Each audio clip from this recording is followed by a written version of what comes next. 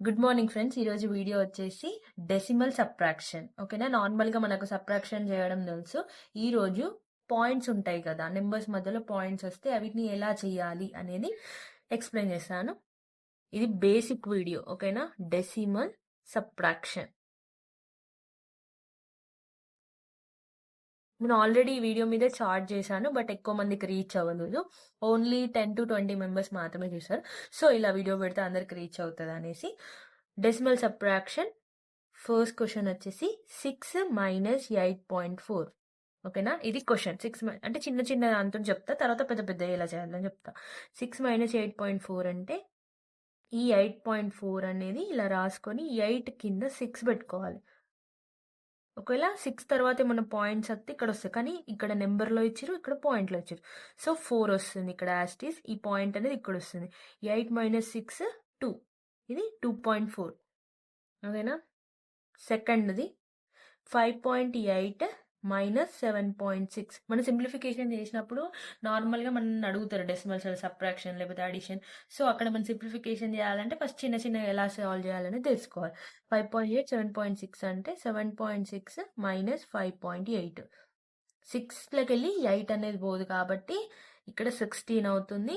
ఇక్కడ ఎంత అవుతుంది? 6 అవుతుంది. 16లోకి వెళ్ళి 8 పోతే 8, పాయింట్ అనేది రిమైనింగ్. 6లోకి వెళ్ళి 5 పోతే 1.8. ఓకేనా. ఇప్పుడు మనం ఇంకొకటి సాల్వ్ చేద్దాం, డిఫరెంట్ది. 0.8 - 0.03. ఓకేనా. చాలా వరకు ఇలా 0 పాయింట్లలో వచ్చినప్పుడు చాలా మంది ఏమవుతారంటే కన్ఫ్యూజ్ అయిపోతారు. సో అలా కన్ఫ్యూజ్ అవ్వాల్సిన అవసరం లేదు. ఇప్పుడు ఇవి రెండింటిలో ఏది పెద్దది? 0.8 అనేది పెద్దది 0.03 కన్నా. సో పెద్దదాన్ని ఫస్ట్ పైన పెట్టుకోవాలి. తర్వాత 0.03 ఉంది. ఇప్పుడు నెక్స్ట్ ఇంకొకటి వచ్చేసి ఏంటిదంటే మనం 0ని ఈక్వల్గా చేయాలి. ఓకేనా. ఇక్కడ 0 పెడితే ఇది అనేది ఈక్వల్గా అవుతుంది. అప్పుడు ఇది ఈ 0ని మనం 10 అని అనుకోవాలి. సో 10లోకి వెళ్ళి 3 పోతే 10 అయితే 7 అవుతుంది. సో ఇక్కడ 7 అవుతుంది. ఇక్కడికి బార్ అవుతుంది కాబట్టి ఇక్కడ 7 అవుతుంది. 7లోకి వెళ్ళి 10 పోతుందా? పోతే ఎన్ని వస్తుంది? 7 వస్తుంది. ఓకేనా. 0.77 ఆన్సర్. ఓకేనా. నెక్స్ట్ ఇంకొకటి సాల్వ్ చేద్దాం సబ్ట్రాక్షన్లో. 53.04 - 2.8. ఇప్పుడు దీనిలో 2.8, 53.04. సో పాయింట్ అనేది సేమ్గా రావాలి. 2.8, 4 ఉంది కదా, ఇక్కడ యాస్టీస్ 4 వస్తుంది. నెక్స్ట్ ఇక్కడ ఈ 0ని మనం 10 అని అనుకోవాలి. ఓకేనా. ఇక్కడ 10 అవుతుంది. 10 - 8 ఎంత అవుతుంది? 2. ఇక్కడికి వెళ్ళి మనం ఒకటి బారో తీసుకున్నట్టు ఇక్కడ 2 అవుతుంది. 2 2 0 అవుతుంది.